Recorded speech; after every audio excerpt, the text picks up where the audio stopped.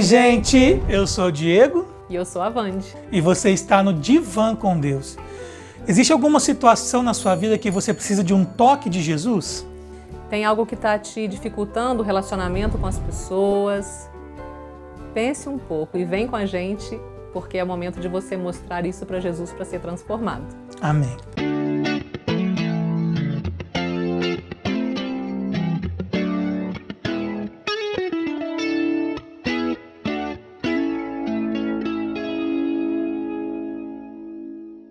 A gente quer compartilhar um texto com vocês que está em Lucas 5, a partir do versículo 12.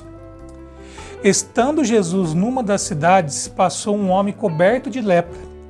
Quando viu a Jesus, prostou-se com o rosto em terra e rogou-lhe: Se queres, podes me purificar?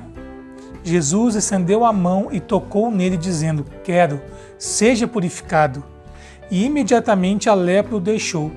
Jesus lhe ordenou: Não conte isso a ninguém, mas vai mostrar-se ao sacerdote e ofereça pela sua purificação os sacrifícios que Moisés ordenou, para que sirva de testemunho. Nesse começo dessa reflexão, quero deixar para você que aquele homem estava coberto de lepra. E a lepra naquela época era uma doença que não tinha cura. E a pessoa que era leprosa não poderia estar em sociedade, ela tinha que ficar afastada, ela não poderia ter convívio social. Se ela tivesse família e adquirisse a lepra, ela teria que sair do convívio familiar, sair da cidade. Então nós estamos falando de alguém que tinha alguma dificuldade que não o deixava conviver em sociedade. E a gente quer pensar então na nossa vida, né? O que na nossa vida pode significar essa lepra? Sim. O que em nós é uma dificuldade?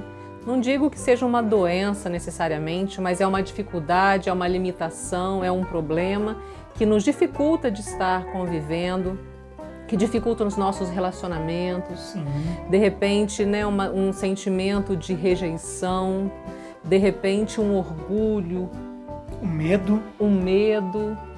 O que quer que seja, né, que a gente possa estar vivendo nesse momento, que nos afaste, né, do convívio social e que nos faça sentir também constrangido, às vezes, de repente, em alguma situação, a gente pode se comparar, então, a essa pessoa que está dizendo no texto que tinha lepra. Sim, porque a lepra ou aquilo que você está sofrendo, que a gente tem sofrido, é aquilo que nos faz sair da sociedade.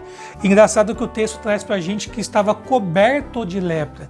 O que a gente entende nesse vídeo é que estava inteirinho, não tinha como esconder. Não era uma parte da mão que estava com a lepra que dava para se esconder. Ele estava coberto por lepra. Então as pessoas viam ele aonde estivesse como um leproso. Era algo que não dava mais para controlar, né? Porque às vezes a gente tem situações na nossa vida que são ocultas, às vezes até quem está do nosso lado, né, convivendo com a gente não percebe, mas nesse caso aqui, nesse texto, a gente percebe que as pessoas já percebiam, né? As pessoas, era visível para todos esse problema, essa limitação, no caso dele, essa doença. E quando ele viu a Jesus, né, a questão que a gente tem que ver Jesus. Que a gente pode ouvir falar de Jesus, a gente pode ouvir falar, conhecer a Jesus. Eu não sei qual forma que você que está nos assistindo conhece a Jesus, mas chega um momento que a gente precisa ver esse milagre, a gente precisa enxergar que Jesus tem a solução para essa lepra na nossa vida.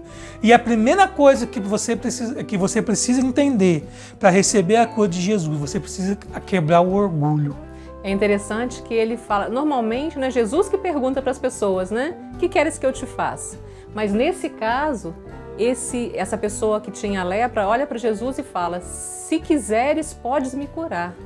É a primeira vez que eu me lembro de ver assim alguém falando para Jesus: se o Senhor quiser, o Senhor pode me curar.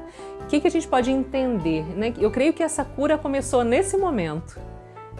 Tanto que em seguida Jesus fala, né? Claro, seja curado. Né? Jesus fala nas palavras dele, né?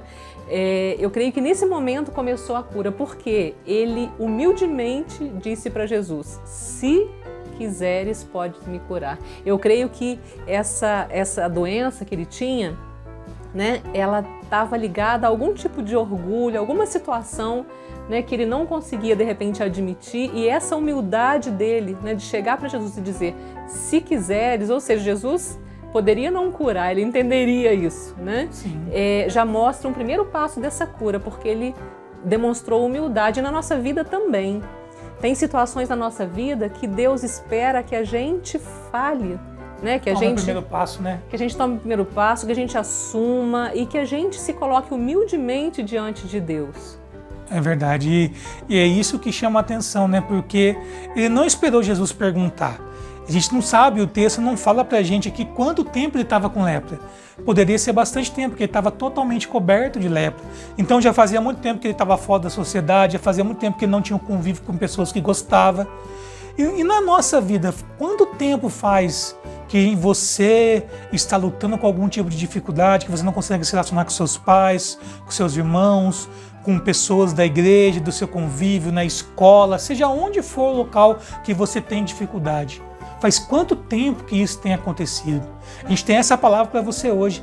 Seja humilde, peça para Jesus, me cura. Por quê? Qual é o segundo passo quando a gente se abre humildemente para Jesus? A palavra diz, Jesus tocou nele. Para você receber o toque de Jesus na cura, algumas vezes você vai ter que tomar a atitude primeiro, se abrir para Jesus e receber o toque de Jesus. E Jesus continua falando para ele ir no sacerdote, né?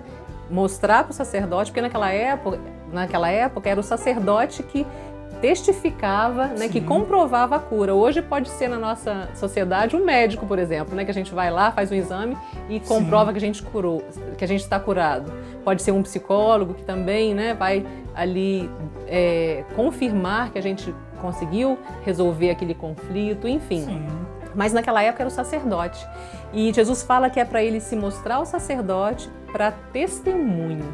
O que a gente pode pensar com isso? Que quando Jesus nos cura, ele cura a nossa vida, ele faz algo para nós, ele transforma a nossa vida, mas sempre Deus pensa no amplo, né? Então, assim, a nossa cura, ela vai servir de testemunho para outras pessoas. Na área que a gente é curado, né, muitas vezes Deus nos usa como instrumento de cura. A Bíblia fala, né, em um versículo lá que a gente vai consolar com as consolações que nós fomos consolados. Ou seja, um exemplo, a gente tem uma perda, né, e Deus nos consola.